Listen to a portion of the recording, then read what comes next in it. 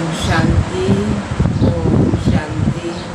आज बाबा के 2-7-23 के महावाक्य प्रातः मुरली ओम शांति अव्यक्त बाप दादा रिवाइज मुरली है 26/1/1995 मधुबन। अव्यक्त मुरली आज की ब्रह्मा बाप के और 2 कदम, ब्रह्मा बाप के ओर 2 कदम फरमान बरदार वफादार। ब्रह्मा बाप के 2 कदम है ये, फरमान बरदार और वफादार। आज बाप दादा चारों ओर के स्नेही और सहयोगी बच्चों को और शक्तिशाली समान बच्चों को देख रहे हैं। स्नेही सभी बच्चे हैं लेकिन शक्तिशाली यथाशक्ति है। स्नेही बच्चों को स्नेह का रिटर्न पदम गुना स्नेह और सहयोग प्राप्त होता है।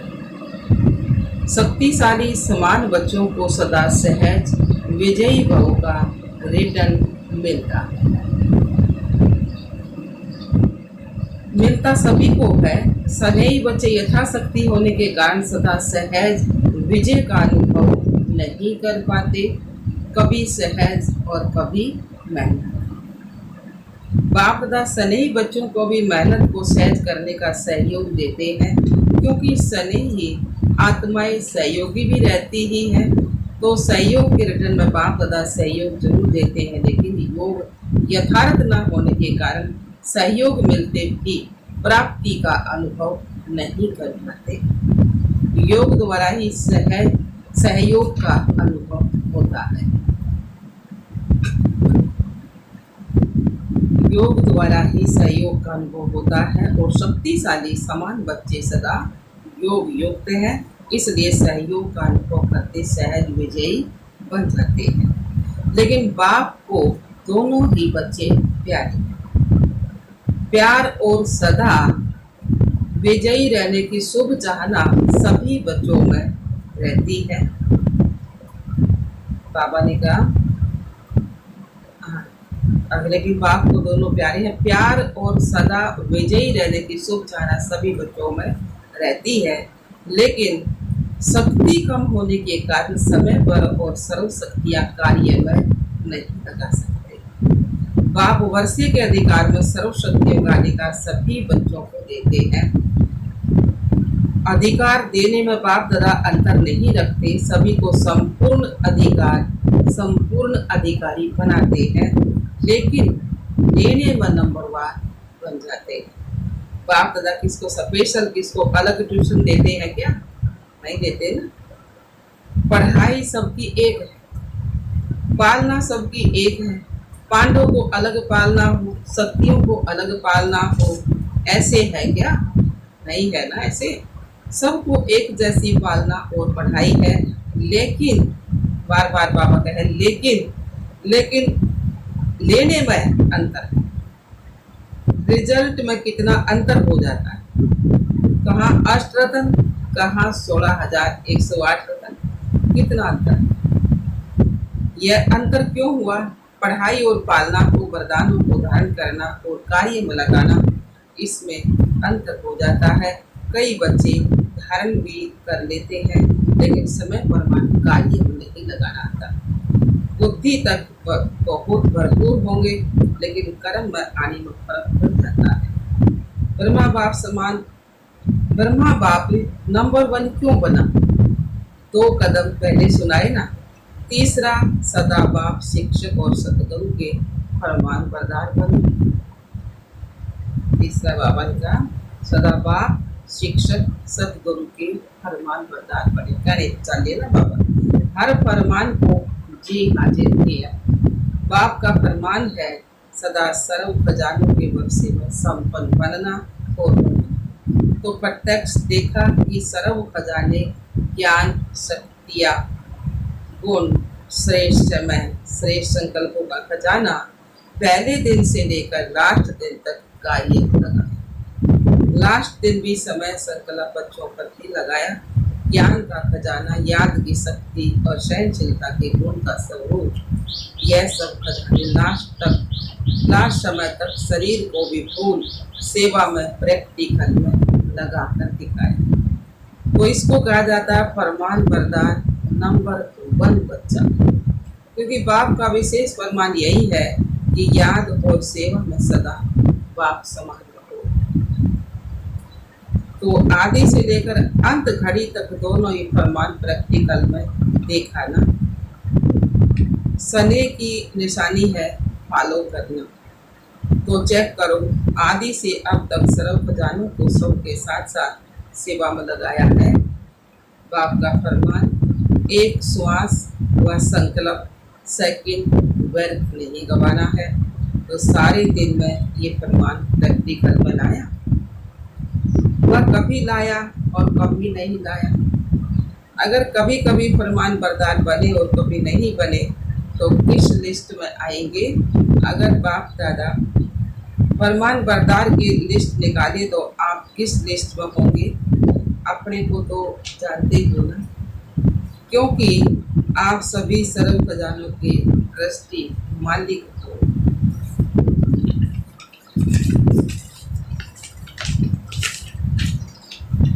तो एक संकल्प भी बिना बाप के फरमान के यूज नहीं कर सकते हो।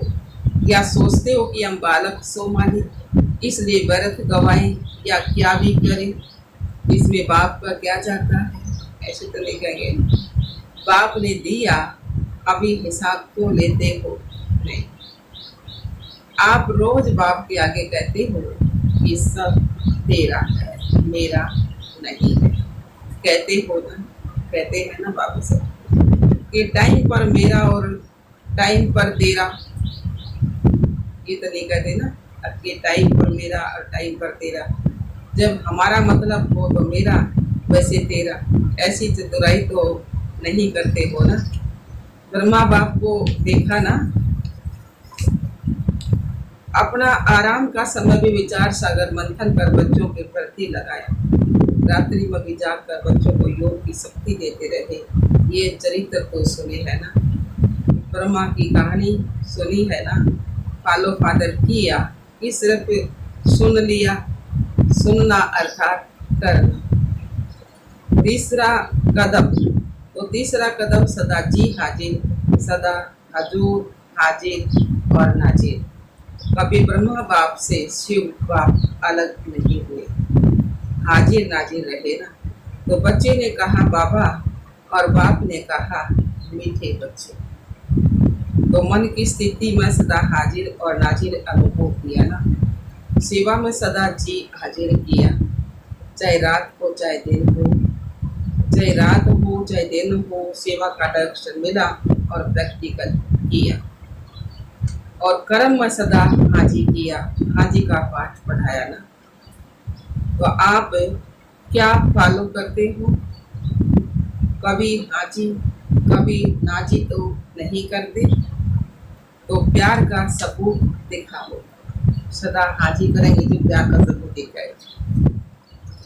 ऐसे नहीं सोचो कि जितना बाबा ने, जैसा बाबा से मेरा प्यार हो उतना और किसका नहीं है। मेरे दिल में देख लो, क्या दिखाऊं क्या सुनाऊं। बच्चे ऐसे गीत गाते हैं, लेकिन सबूत दिखाओ। सबूत है बोलो फादर का। तो चेक करो, स्थिति में, सेवा में, कर्म अर्थात संबंध संपर्क में, संबंध और संपर्क में आना ही कर्म है। तीनों में सदा फॉलो फादर है। हर फरमान सिर्फ बुद्धि तक रहता है या कर्म में भी आता है। रिजल्ट में देखा जाता है कि अगर बुद्धि और वाणी में 100 बातें रहती हैं तो कर्म में 50। तो उन्हों को वो लोग फादर कहेंगे। अधूरे रिजल्ट वालों को फॉलो फादर की लिस्ट में रखें। आप क्या समझते हैं? वे फरमान बरदार है? नहीं है ना। ये आप आधे में राजी हो, थोड़ा थोड़ा अंतर पसंद है? पूछ रहे बाबा। शुरू में माला भी बनाते थे, गोल्डन सिल्वर भी लिस्ट निकालते थे, तो अभी फिर से लिस्ट निकाले कि सिल्वर में नाम देखकर गोफर बन जाएंगे। समय की सूचना बाप को दे रही है, लेकिन प्रकृति भी दे रही है। प्रकृति भी चैलेंज कर रही है, तो समय के प्रमाण आप लोग ओम को भी सूचना देते रहते हो, भाषणों में सबको कहते हो कि समय आ गया है। समय आ गया है तो अपने को भी कहते हो या सिर्फ दूसरों को कहते हो? दूसरों को कहना तो सहज होता है ना, तो स्वयं भी ये चैलेंज समर्थी बना। समय के प्रमाण अपने पुरुषार्थ की गति क्या है? बाप दादा एक बात पर अंदर ही अंदर मुस्कुराते रहते हैं। किस बात पर मुस्कुराते हैं जानते हो? एक तरफ मेजॉरिटी बच्चे कभी कभी एक सेकंड में ये सोचते हैं कि समय प्रमाण पुरुषार्थ में तीव्रता होनी चाहिए, और दूसरे तरफ जब माया अपना प्रभाव डाल देती है तो दूसरे सेकंड ये सोचते हैं कि यह तो सब चलता ही है, ये तो महारथियों से भी परंपरा चला आता है। तो बाप दादा क्या करेंगे? गुस्सा तो नहीं करेंगे, मुस्कुराएंगे। और इसका विशेष कारण है समय प्रति समय पुरुषार्थ को बहुत सहज कर दिया, इजी कर दिया। स्वभाव को इजी नहीं करते, स्वभाव में टाइट होते हैं और पुरुषार्थ में इजी होते हैं। फिर सोचते हैं सहज योग है ना, लेकिन जीवन में पुरुषार्थ में इजी रहना, इसको सहज योग नहीं कहा जाता, क्योंकि इजी रहने से शक्तिशाली मर्ज हो जाती है। इजी रहने से शक्तियां जो है ना हमारी मर्ज हो जाती है, खत्म हो जाती है, इमर्ज नहीं होती है। आप सभी अपने ब्राह्मण जीवन के आदि का समय याद करो। उस समय कैसा पुरुषार्थ रहा?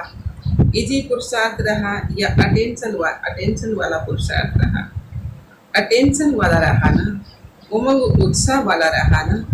और अभी अलबेलेपन के डल्लब के तकिए और बिस्तर मिल गए। अभी पापा ने कहा अलबेलेपन के डल्लब के तकिए और बिस्तरे मिल गए। साधनों ने आराम पसंद ज्यादा बना दिया। तो अपने आदि के पुरुषार्थ, आदि की सेवा और आदि के उमंग उत्साह को चेक करो। क्या था? आराम पसंद थे? नहीं थे। और अभी थोड़ा थोड़ा है, साधन सेवा के प्रति है। साधन स्वयं को आराम पसंद बनाने के लिए नहीं है। और अभी थोड़ा थोड़ा है, बाबा कह रहे हैं साधन सेवा के प्रति, साधन स्वयं को आराम पसंद बनाने के लिए नहीं है। तो अभी डल्लब का तकिया और बिस्तरा निकालो, पटरानियां बनो और पटराने बनो। भले पलंग पर सो, लेकिन स्थिति पटरानी और पटराने की हो। देखो आदि देव के समय में साधन नहीं थे ना, ब्रह्मा बाबा थे उस समय, साधन कुछ नहीं थे ना, लेकिन साधना कितनी श्रेष्ठ रही। जिस आदि की साधना ने ये सारी वृद्धि की है, तो साधना के बीज को विस्तार में छिपा नहीं दो। जब विस्तार होता है तो बीज छिप जाता है। तो साधना है ही बीज, साधन है विस्तार। तो साधना का बीज छिपने नहीं दो। अब फिर से बीज को प्रत्यक्ष करो। बाप दादा ने इस सीजन में काम दिया था, लेकिन किया नहीं। याद है क्या दिया था? कि कॉपियों में है, काम दिया था बेहद के वैराग्य वर्ती पर समय से भी, स्वयं से भी चर्चा करो। बेहद के वैराग्य वर्ती पर स्वयं से, खुद से भी चर्चा करो और आपस में भी चर्चा करो। और प्रैक्टिकल में इस साधना के बीज को प्रत्यक्ष करो। तो किया कि एक दिन सिर्फ डिबेट कर ली और वर्कशॉप हो गई, लेकिन वर्क में नहीं आई। तो वर्तमान समय के प्रमाण अभी अपनी सेवा व सेवा स्थानों की दिनचर्या बेहद के वैराग्य वृत्ति की बनाओ। अभी आराम की दिनचर्या मिक्स हो गई है। तो अलबेलापन शरीर की छोटी छोटी बीमारियों के भी बहाने बनाता है। पहले भी तो बीमारी होती थी ना, लेकिन सेवा का उमंग बीमारी को मर्ज कर देता है। जब कोई आपके दिल पसंद सेवा होती है तो बीमारी याद आती है? आपके दिल पसंद कोई सेवा होती है तो तुम्हारी याद आती है। अगर आपको इंचार्ज बहन कहे नहीं, आपकी तबीयत ठीक नहीं है, दूसरे को करने दो, तो करने देंगे? उस समय बुखार व सिर दर्द कहाँ चला जाता है। और जब सेवा कोई पसंद नहीं होगी तो क्या होगा? सिर दर्द भी आ जाएगा, पेट दर्द भी आ जाएगा। सुनाया ना कि अगर बहानेबाजी तो बुखार कहेंगे तो टीचर कहेंगी थर्मामीटर लगाओ, और पेट दर्द और सिर दर्द का थर्मामीटर तो है ही नहीं। मूड ठीक नहीं होगा, कहेंगे पेट दर्द है। तो ये अलबेलेपन के बहाने हैं। बेहद की वैराग्य व्यक्ति मर्द हो गई और बहानेबाजी बेमर्ज हो गई। बाबा देख रहे हैं कि सभी बच्चे बहुत सने से मधुबन में पहुंच गए हैं।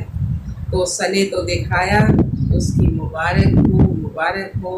बाप दादा को भी बच्चों की खुशी देखकर खुशी होती है। लेकिन आगे क्या करना है? सिर्फ मधुबन तक पहुंचना है या सने का सबूत दिखाने के लिए फरिश्ते रूप में वतन में पहुंचना है?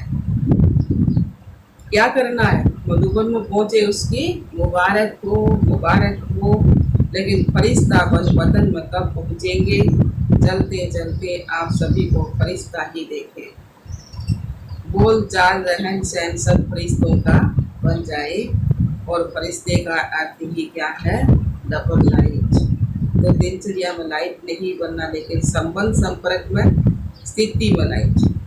वो लाइट बनना आता है कि बोझ खींचता है। बाप तथा सने का सबूत देखना चाहते हैं, और जब सने का सबूत देंगे तो आपको तालियां बजाने की जरूरत नहीं पड़ेगी। लेकिन माया भी ताली बजाएगी। वाह विजयी वाह, प्रकृति भी ताली बजाएगी। तो अभी कुछ परिवर्तन करो। अभी स्वयं को सने के साथ शक्तिशाली बनाओ। स्वयं के परिवर्तन में शक्ति स्वरूप बनो। सहज योगी करके अलबेलापन नहीं लाओ। बाप दादा देखते हैं सब प्रति, चाहे सेवा प्रति, चाहे औरों के संबंध संपर्क प्रति अलबेलापन ज्यादा आ गया है। ऐसे नहीं सोचो सब चलता है। एक दो को कॉपी नहीं करो, बाप को कॉपी करो ना। दूसरों को देखने की आदत थोड़ी ज्यादा हो गई है, अपने को देखने में अलबेलापन आ गया। बाप ने सुना था ना कि नजदीक की नजर कमजोर हो गई, आंखों की तेज होगी ना, दूसरे को देख लिया। और दूर की नजर तेज हो गई है तो अभी क्या करेंगे? सीजन का फल क्या देंगे? कि सिर्फ बाप आया, मिला, मनाया, मुरली सुनी, ये फल है। हर सीजन का फल होता है ना। तो इस सीजन का फल बाप दादा को क्या भोग लगाएंगे? भोग लगाते हो तो फल भी रखते हो ना। वो तो बाजार में मिल जाता है, कोई बड़ी बात नहीं है। अब इस सीजन का फल क्या भेंट करेंगे या भोग लगाएंगे? लगाना है या मुश्किल है? तो देखेंगे कि नंबर 1 भोग कहाँ से आता है। वादा तो बहुत अच्छा करके जाते हैं, कभी भी ना नहीं करते हो, हाजी करते हो, खुश कर देते हो। लेकिन अभी क्या करेंगे? टीचर्स नंबर 1 भोग लगाएंगे ना। सभी सेंटर्स का भोग देखेंगे। परवर्ती वाली भी भोग तो लगाते हो ना, कि खुद ही खा जाते हो। तो ये नहीं सोचना कि सिर्फ सेंटर्स वालों का काम है, सभी का काम। बाप तो सभी का है ना, सब ने भोग लगा खाना है। तो फरमान बरदार का कदम प्रतिकर्म बनाना है। चौथा कदम वफादार। कभी भी मन से, बुद्धि से, संकल्प से बाप के बेवफा नहीं बनना है। वफादार का अर्थ ही है सदा एक बाप दूसरा ना कोई। संकल्प में भी दे और दे के संबंध, दे के पदार्थ व देधारी व्यक्ति आकर्षित नहीं करे। जैसे जब पति पत्नी एक दो के वफादार बनते हैं तो सौपन में भी अगर अगर पर दूसरे की याद आ गई तो वफादार नहीं कहा जाता। तो ब्रह्मा बाप को देखा, संकल्प भी दूसरे की तरफ नहीं, एक बाप सब कुछ, इसको कहा जाता है वफादार। अगर पदार्थ की भी आकर्षण है, साधनों की भी आकर्षण है, तो साधना खंडित हो जाती है, वफादारी खंडित हो जाती है। और खंडित कभी भी संपन्न पूज्य नहीं गाया जाता है। तो चेक करो, संकल्प में भी कोई आकर्षण बेवफा तो नहीं बना देता है। अगर जरा भी किसी के प्रति विशेष झुकाव है, थोड़ा भी पर्सनल झुकाव है, चाहे गुण के ऊपर, चाहे सेवा के ऊपर, चाहे अच्छे संस्कारों के ऊपर भी अगर एक्स्ट्रा प्रभावित है तो वफादार नहीं कहा जाएगा। सबकी विशेषता बेहद की विशेषता पर आकर्षित है। तो दूसरी बात है, लेकिन किसी विशेष व्यक्ति व वैभव के ऊपर आकर्षित है तो वफादार के लिस्ट में खंडित कहा जाएगा। तो चेक करो कि खंडित मूर्ति तो नहीं हो, पूज्य है, कहाँ एक्स्ट्रा लगाव व झुकाव तो नहीं है, संकल्प मात्र भी झुकाव नहीं। वाचा कर्माना की तो बात ही छोड़ो, लेकिन संकल्प मात्र भी है तो खंडित के लिस्ट में आ जाएंगे। तो चेक करना आता है। अच्छा जी बाबा, चारों ओर के सने का सबूत देने वाले, हर फरमान को संकल्प बोध और कर्म में लाने वाले, सदा स्वयं को बाप समान सिंपल और सैंपल बनाने वाले, ब्रह्मा बाप के हर कदम पर कदम रखने वाले, ऐसे शक्तिशाली बाप समान बनने के दृढ़ संकल्पधारी सर्व बच्चों को बाप दादा का याद प्यार और नमस्ते। हम रूहानी बच्चों के रूहानी बाप दादा को याद प्यार, गुड मॉर्निंग, नमस्ते नमस्ते नमस्ते। हम बाबा के बच्चे सदा रहे हंसते साथे। शुक्रिया के बाबा, शुक्रिया बाबा। वरदान दिया बाबा ने, साक्षीपन की स्थिति द्वारा हीरो पार्ट बजाने वाले सहज पुरुषार्थी। साक्षीपन की स्थिति द्वारा हीरो पार्ट बजाने वाले सहज पुरुषार्थी। सार दिया बाबा ने, साक्षीपन की स्थिति ड्रामा के अंदर हीरो पार्ट बजाने में सहयोगी बनती है। अगर साक्षीपन नहीं तो हीरो पार्ट भी नहीं बजा सकते। साक्षीपन अर्थात देह से न्यारे आत्मा मालिकपन की स्टेज पर स्थित रहे, देह से भी साक्षी मालिक, इस देह से कर्म कराने वाली ऐसी साक्षी स्थिति ही सहज पुरुषार्थ का अनुभव कराती है, क्योंकि इस स्थिति में किसी भी प्रकार का विघ्न या मुश्किलात नहीं आ सकती। यह है मूल अभ्यास। इसी अभ्यास से लास्ट में विजयी बनेंगे। स्लोगन दिया बाबा ने, फरिश्ता बनना है तो अपने सर्व रिश्ते एक प्रभु के साथ जोड़ लो। फरिश्ता बनना है तो अपने सारे रिश्ते एक प्रभु के साथ जोड़ लो। अच्छा, ओम शांति।